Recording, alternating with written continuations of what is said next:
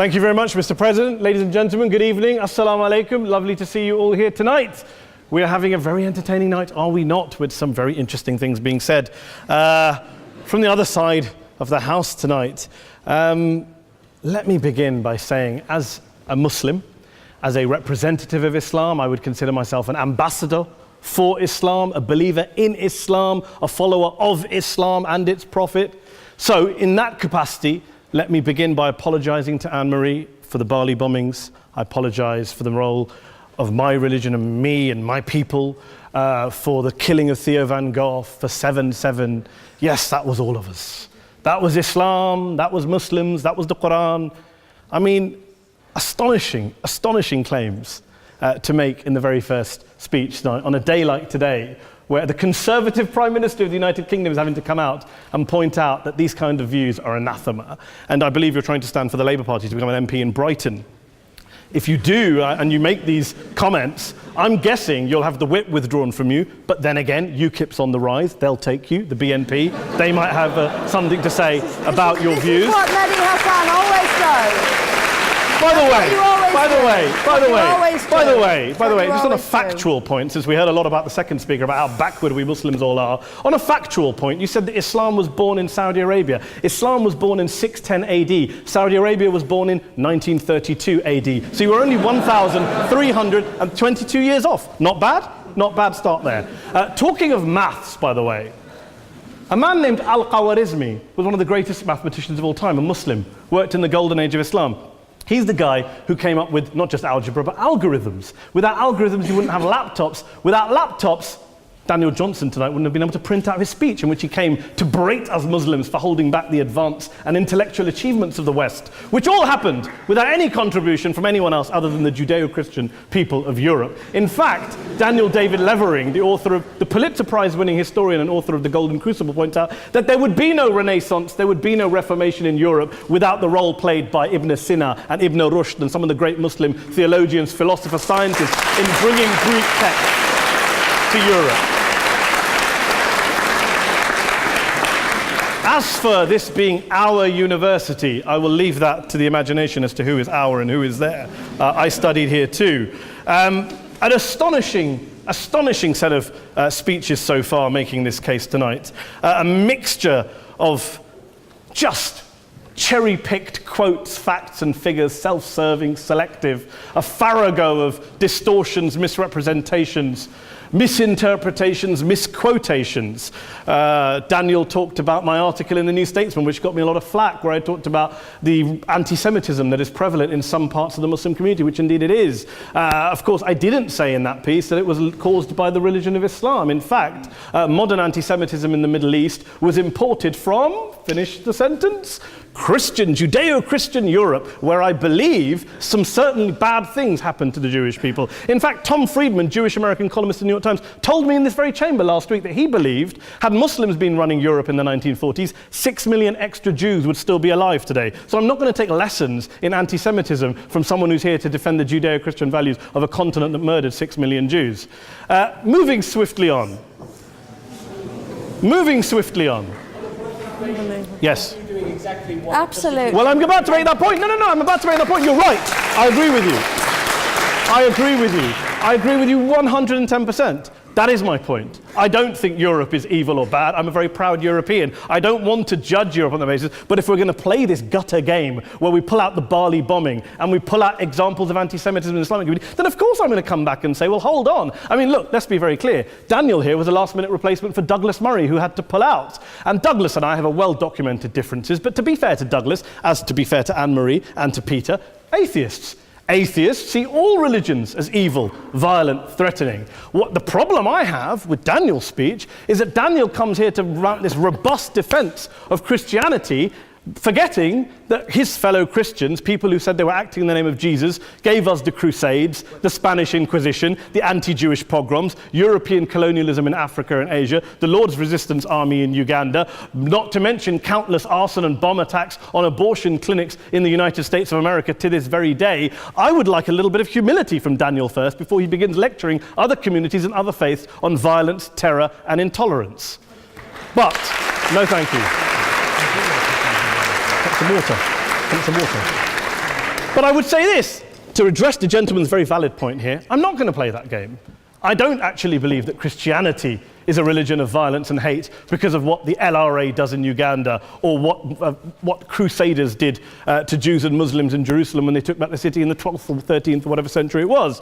I believe that Christianity, like Islam, like pretty much every mainstream religion, is based on love and compassion and faith. I do follow a religion in which 113 out of the 114 chapters of the Quran begins by introducing the God of Islam as a God of mercy and compassion. I would not have it any other way. I don't follow a religion which introduces my God to me as a God of war, as some kind of Greek God of wrath, as a God of hate and injustice. Not at all. As Adam pointed out, you go through the Quran and you see the mercy and the love and the justice. And yes, you have verses that refer to warfare and violence. Of course it does. This is not a motion about pacifism. I'm not here to argue that Islam is a pacifistic faith. It is not. Islam allows military action, violence in certain limited contexts. And yes, a minority of Muslims do take it out of that context. But is it religious? We talked about Woolwich. Daniel and Anne-Marie have suggested that it's definitely religion that's behind all of this. Well, actually, what I find so amusing tonight is we're having a debate about Islam. And the opposition tonight have come forward. We have a graduate in law, a graduate in modern history, a graduate in chemistry. And, you know, I admire all of their intellects and their abilities, but we don't have anyone who's actually an expert on Islam, a scholar of Islam, a historian of Islam, a speaker of Arabic, even a terrorism expert or a security expert or a pollster, let alone to talk about what Muslims believe or think. Instead, we have people coming here, putting forward these views, putting forward these sweeping opinions. Listen to Professor Robert Pape of the University of Chicago, one of America's leading terrorism experts, who, unlike our esteemed opposition tonight, studied every single case of suicide terrorism between 1980 and 2005, 315 cases in total. And he concluded, and I quote, "There is little connection between suicide terrorism and Islamic fundamentalism or any of the world's religions. Rather, what nearly all suicide terrorist attacks have in common is a specific secular and strategic goal to compel modern democracies to withdraw military forces from territory that the terrorists consider to be their homeland." And the irony is, when we talk about terrorism, the irony is that the opposition and the Muslim terrorists, the Al-Qaeda types, actually have one thing in common, because they both believe that Islam is a warlike, violent religion. They both agree on that. They have everything in common. Osama bin Laden would be nodding along to everything he's heard tonight from the opposition side. He agrees with them. The problem is that mainstream Muslims don't. The majority of Muslims around the world don't. In fact, a gentleman here started quoting all sorts of polls. Gallup carried out the biggest poll of Muslims around the world, of 50,000 Muslims in 35 countries. 93% of Muslims rejected 9/11 and suicide attacks. And of the 7% who didn't, they all, when polled and focus grouped, cited political reasons for their support for violence, not religious reasons. And as for Islamic scholars and what they say, well, Daniel talks about our University of Oxford. We'll go down to Oxford's Centre for Islamic Studies, get hold of a man named Sheikh Afifi al-Akiti, who is a massively well-credentialed and well-respected Islamic scholar who has studied across the world, who in the days after 7/7 published a fatwa denouncing terrorism in the name of Islam, calling for the protection of all non-combatants at all times, and describing suicide bombings as an innovation with no basis in Islamic law. Go and listen to Sheikh Tahir al-Qadri, one of Pakistan's most famous Islamic scholars, who published a 600-page fatwa condemning the killing of all innocents and all suicide bombings unconditionally without any ifs or buts. There's nothing new here. This is mainstream Islam, mainstream scholarship, which has said this for years. You don't go out and kill people willy-nilly in the high street or anywhere else, on a bus or a mall, based on verses of the Quran that you cherry-pick without any context, any understanding, any interpretation, or any commentary. Point of information. Please. Well, it doesn't happen apparently. I didn't say it doesn't happen at all. I never said it didn't happen. I don't blame Islam. Yes, it's a very good point. And a lot of us are campaigning against that. And we're campaigning against it in the name of Islam. We're campaigning against it in the name of various interpretations of Islam. Anne-Marie comes and scares us with her talk of Sharia law. I would like to see the book of Sharia law. It doesn't exist. People argue over what Sharia law is. And you empower the extremists by saying there is only one version. You empower them all. I don't believe you took any interruptions, Anne-Marie, so I think you should stay there for a moment. Several countries. Here's what we're dealing with. Here's what we're dealing with. We are dealing, I took your point. Here we are dealing with a 1400-year-old global religion followed by 1.6 billion people in every corner of the world, a quarter of humanity, of all backgrounds, cultures, ethnicities. And yet the opposition tonight wants to generalize, stereotype, smear in order to desperately win this debate. And here's my question, if we're going to generalize and smear.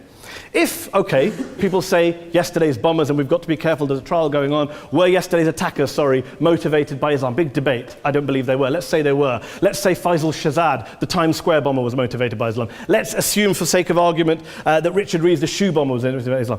If Islam is responsible for these killings, if Islam is what is motivating these people, and Islam is therefore not a religion of peace, a religion of war, then ask yourself this question: why aren't the rest of us doing it?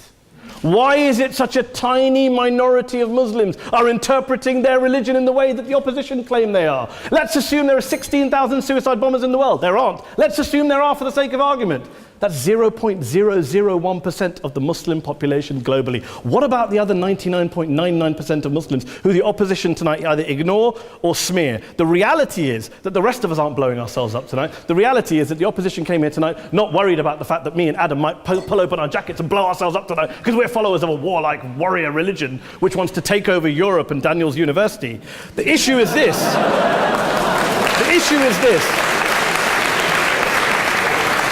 Unless the opposition can tell us tonight, and Peter Atkins is here, one of our great atheist intellectuals, can tell us tonight, can answer this question tonight: why don't the vast majority of Muslims around the world behave as violently and aggressively as a tiny minority of politically motivated extremists? Then they might as well give up and stop pretending they have anything relevant to say about Islam or Muslims as a whole. Ladies and gentlemen, let me just say this to you. Think about what the opposite of this motion is. If you vote no tonight, think about what you're saying the opposite of this motion is. That Islam isn't a religion of peace, it's a religion of war, of violence, of terror, of aggression. That the people who follow Islam, me, my wife, my retired parents, my 6-year-old child, that 1.8 million of your fellow British residents and citizens, that 1.6 billion people across the world, your fellow human beings, are all followers, promoters, believers in a religion of violence. Do you really think that? Do you really believe that to be the case? They say that in the Oxford Union, the most famous debate was in 1933 when Adolf Hitler looked out for the result of the King and Country motion, where they voted against fighting for King and Country, and Hitler was listening out for the result. Well, tonight, 80 years on, there are two groups of people around the world who I would argue are waiting for the result of tonight's vote. There are the millions of peaceful, non-violent, law-abiding Muslims both in the UK, Europe, Asia, Africa and beyond, who see Islam as the source of their identity, as a source of spiritual fulfillment, of hope, of solace. And there are the phobes, the haters, the bigots out there who want to push the clash of civilizations, who want to divide all of us into them and us and ours and their. Ladies and gentlemen, I urge you all not to fuel the arguments of the phobes and bigots. Don't legitimize their divisions. Don't legitimize their hate. Trust those Muslims who you know, who you've met, who you hear, who don't believe in violence, who do want you to hear the peaceful message of the Quran as they believe it to be taught to the majority of Muslims, the Islam of peace and compassion and mercy, the Islam of the Quran, not of Al-Qaeda. Ladies and gentlemen, I beg to propose this motion to the House. I urge you to vote yes tonight. Thank you very much for your time.